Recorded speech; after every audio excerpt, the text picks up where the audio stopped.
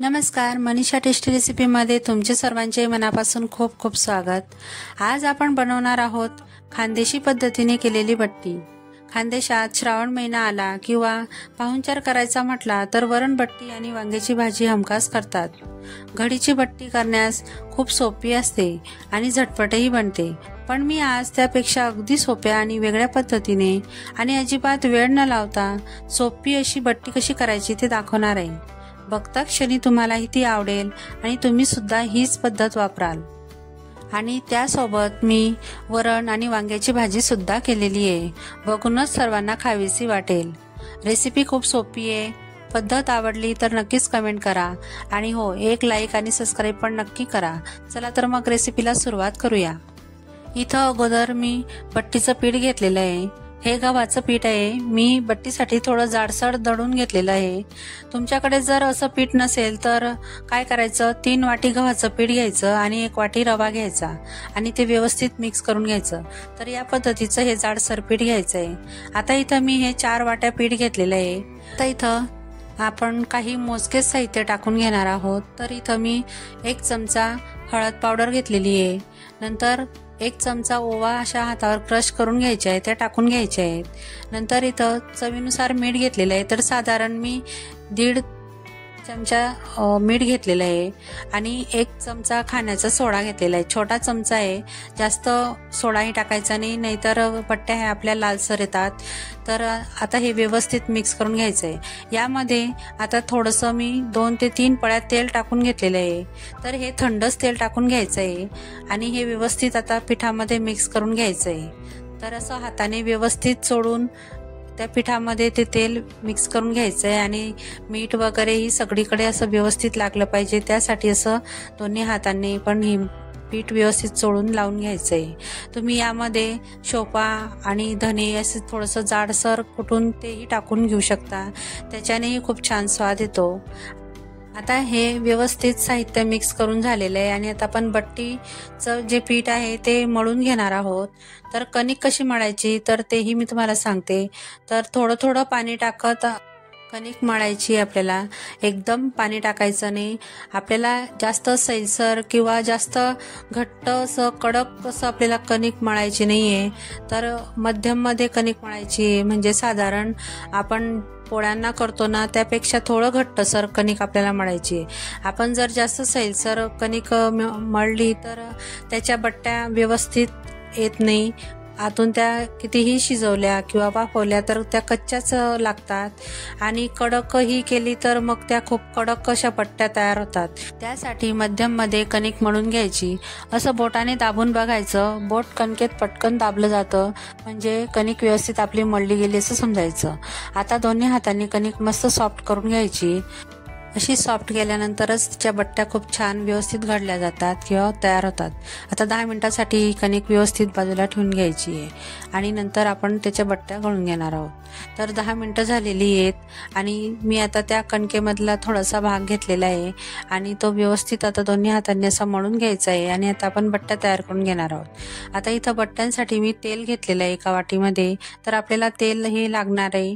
तर पहिले थोडासा गोळा घ्यायचा, अगदी आपण पोळ्यांना गोळा घेतो त्यापेक्षा थोडा छोटा घ्यायचा आहे। तुम्हाला मोठ्या साईजच्या किंवा लहान साईजच्या जशा बट्ट्या तयार करायच्या असतील त्या साईज प्रमाणे गोळा घ्यायचा आणि त्याला असं व्यवस्थित गोल गोल करून घ्यायचं आहे आणि थोडंसं तेल लावून त्याची अशी वाटी तयार करून घ्यायची आहे। तुम्ही व्हिडिओमध्ये बघू शकता, या पद्धतीने अशी वाटी करायची आणि नंतर आपल्याला थोडासा गोळा अजून घ्यायचा आहे आणि त्याचे असे तुकडे तयार करून घ्यायचे।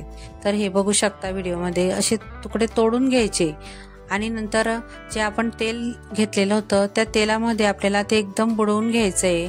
भरपूर असं तेल लावून घ्यायचं आणि ती कणकेची वाटी आपण बनवली होती त्यामध्ये तो तेलाचा गोळा ठेवून त्या वाटीला असं हाताच्या सहाय्याने गोल गोल फिरवत असं त्याचं जे वरचं टोक असतं ते व्यवस्थित दाबून घ्यायचं आहे आणि असा गोळा व्यवस्थित गोल गोल करून घ्यायचा आणि असा थोडासा हाताने प्रेस करून घ्यायचा।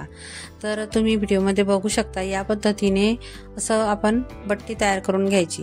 मी तुम्हाला आता दुसरी परत एक बनवून दाखवते। तर असा एक छोटासा गोळा घ्यायचा आहे आणि त्याला व्यवस्थित असं हाताने गोल गोल करून घ्यायचा आणि वाटीचा आकार देऊन घ्यायचा आहे या पद्धतीने।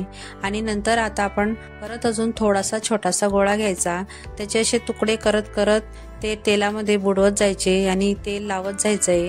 म्हणजे जी आपण बट्टी बनवतो ना त्याच्या अशा मस्त लेयर्स तयार होतात त्यामुळे। तर असा गोळा तयार करून घ्यायचा आणि परत तो तेलामध्ये बुडवून घ्यायचा व्यवस्थित, तेल व्यवस्थित लावलं पाहिजे। आणि जी कणकेची वाटी त्यामध्ये तो गोळा ठेवून ते कणकेची वाटी असते ती गोल गोल फिरवत ते असं वरचा जो टोकाचा भाग आहे तो बंद करायचा आणि एक्स्ट्राचा भाग आहे तो काढून घ्यायचा, नाहीतर तिथंच असा दुमडून द्यायचा। तर इथं बघू शकता या पद्धतीने आणि व्यवस्थित असं थोडंसं हाताने दोन्ही हाताने असं प्रेस करून गोलाकार भाग द्यायचा। हे बघा, तुम्हाला लहान मोठ्या साईजमध्ये जशी बट्टी हवी असेल तसं तुम्ही हे बट्ट्या तयार करून घ्यायच्या। तर तुम्ही या पद्धतीने ज्या आपण शेकून बट्ट्या तयार करतो, ज्या शेकलेल्या बट्ट्या असतात त्याही याच पद्धतीने घडून आपण बनवून त्या करू शकता। आता इथं बघू शकता सगळ्या बट्ट्या मी तयार करून घेतलेल्या आहेत आणि आता आपण त्यांना वाफवून घेणार आहोत। काही काही त्यांना पाण्यामध्ये उकळून घेतात पण त्या फार चिकट असे होतात, त्यासाठी मी तर गाळणीमध्ये त्या वाफवून घेणार आहे। तर अगोदर मी गाळणीला व्यवस्थित सगळ्या बाजूला तेल लावून घेणार आहे, म्हणजे त्या गाळणीला चिकटणार नाहीत।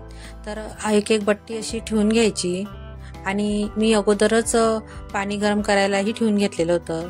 तर बघा, अशा बट्ट्या जेवढ्या मावतील तेवढ्याच घ्या, कारण त्या फुलतात आणि मग दाटल्या जातात आणि व्यवस्थित त्या शिजणार नाहीत। तर त्यासाठी जेवढ्या गाळणीमध्ये मावतील तेवढ्याच बट्ट्या घ्या। आणि आता इथं बघा पाणी व्यवस्थित उकळलं गेलेलं आहे, मी अगोदरच ठेवून घेतलेलं होतं पातेल्यामध्ये पाणी। आणि गॅसची फ्लेमही मोठीच ठेवायची आणि त्यावर गाळणी ठेवून त्यावर असं झाकण ताट म्हणून ठेवून घ्यायचं आणि 10 ते 15 मिनिटं त्याला वाफ देऊन घ्यायची। आता 10 ते 15 मिनिटं झालेली आहेत आणि मी झाकण काढून घेते। बघा किती मस्त अशा टम्म अशा फुगलेल्या आहेत आणि त्या अशा मोकळ्या उलून गेलेल्या आहेत। मी चाकूने चेक करून दाखवते, अजिबात चाकूला कणिक लागली नाही, म्हणजे त्या बट्ट्या व्यवस्थित वाफवल्या गेलेल्या आहेत। आता गॅस बंद करून त्यांना एका प्लेटमध्ये आपण काढून घेऊ आणि थंड करून घेऊ। थंड झाल्यानंतरच त्यांना आता आपण कट करून घेऊ। तर हे बघा, व्यवस्थित बट्टी आपली मस्त टम्म फुगलेली आहे आणि अजिबात कच्ची वगैरे नाही आहे। तर बघू शकता आतमध्ये आणि त्याचे लेयर्स पण असे मस्त पडलेले आहेत। जेव्हा आपण त्यांना तळू तेव्हा ते लेयर्स मोकळे होतील। तर बघा किती छान आपली बट्टी तयार झालेली आहे। आणि तुम्हाला ज्या साईजमध्ये कट करायचे असतील त्या साईजमध्ये तुम्ही ह्या बट्ट्या कट करून घेऊ शकता। तुम्हाला जसं योग्य वाटेल त्या पद्धतीने तुम्ही ह्या कट करा। मी असं बट्टीमध्ये एक उभी आणि एक आडवी अशी कट करून त्या 4 फोडींमध्ये कट करून घेते। तर आता सगळ्या बट्ट्या व्यवस्थित मी इथं कट करून घेतलेल्या आहेत आणि त्यांना आता आपण तळून घेणार आहोत। तर त्यासाठी इथं मी कढई गरम करायला घेतली आणि त्यामध्ये तेल गरम करून घेते। तेल व्यवस्थित कडक गरम झाल्यानंतरच आपल्याला बट्ट्या यामध्ये टाकून घ्यायच्या आहेत। तर जेवढ्या मावतील तेवढ्या बट्ट्या आपल्याला इथं टाकायच्या आहे आणि गॅसची फ्लेम आपल्याला मीडियमच ठेवायची आहे, लो फ्लेमवर ह्या तळायच्या नाही आणि जास्त हाय फ्लेमवरही ह्या तळायच्या नाही, नाहीतर त्या लवकर बाहेरून अशा लालसर होतात आणि आतमध्ये कच्च्या तळल्या जातात। तर मध्यम मध्येच ह्या व्यवस्थित तळून घ्यायच्या आहे आणि थंड तेलामध्येही ह्या तळायच्या नाही, नाहीतर ज्या बट्ट्या आहेत त्या लवकर तेल शोषून घेतात आणि मग त्या ऑइली सारख्या लागतात। तर आता बघा, साधारण मला 5 ते 7 मिनिटं ह्या बट्ट्या तळायला लागलेल्या आहेत आणि वरतून बघू शकता किती छान अशा क्रिस्पी झालेले आहेत आणि लेयर्स बघू शकता किती छान त्यांना असे सुटलेले आहेत, मस्त अशा तळल्या गेलेल्या आहेत। जास्तही त्यांना लालसर करायच्या नाही किंवा जास्तही त्यांना असं कमी मंद आचेवर तळायच्या नाही, तर मस्त मध्यम आचेवर आणि व्यवस्थित त्या 5 ते 7 मिनिटं किंवा 10 मिनिटं ही लागू शकतात, त्या व्यवस्थित तळून घ्यायच्या, तरच ह्या बट्ट्या छान लागतात। आता मी बट्ट्यांची दुसरी बॅचही तेलामध्ये टाकून घेतलेली आहे आणि साधारण 7 ते 8 मिनिटं यांना तळून घेते। ज्या आपण पोळी लाटून त्याची घडी तयार करतो आणि मग त्या बट्ट्या घडतो त्यापेक्षा अगदी सोपी पद्धत आहे आणि लेयर्स पण बघा त्यापेक्षाही खूप छान भारी पडलेले आहेत। तर तुम्ही ही सोपी पद्धत एक वेळा नक्की ट्राय करा। या पद्धतीने केलेल्या बट्ट्या लवकर तयार होतात आणि व्यवस्थित तळल्याही जातात आणि मी आता सगळ्या बट्ट्या याच पद्धतीने तळून घेतलेल्या आहेत। आता इथं बघू शकता मी एका प्लेटमध्ये ह्या बट्ट्या सर्व करून घेतलेल्या आहेत। तर किती छान दिसत आहेत खाव्याशा वाटतायत ना, आणि मी त्यासोबत असं वरण करून घेतलेलं होतं आणि त्यासोबत तर वांग्याची भाजी घोटून केलेली, ती हमखास हवीच, तरच त्या बट्टीला खूप छान स्वाद येतो. आणि आमच्या खानदेशामध्ये तर पंक्तीमध्ये किंवा 2 पाहुणे घरी आल्यानंतर आणि काही सण असेल तेव्हा वरणबट्टीचा बेत असतोच. त्यासोबत मी वरणावर असं मस्त साजूक तूप टाकून घेतलेलं आहे. बघता क्षणी तुम्हालाही खावंसं वाटतंय ना, तर मग पटकन ही रेसिपी तुम्हाला कशी वाटली ते मला कमेंट करून सांगा. आणि मी जी बट्टी तयार केलेली आहे त्याची जी पद्धत आहे ती तुम्हाला आवडली का तेही तुम्ही कमेंट करून सांगा.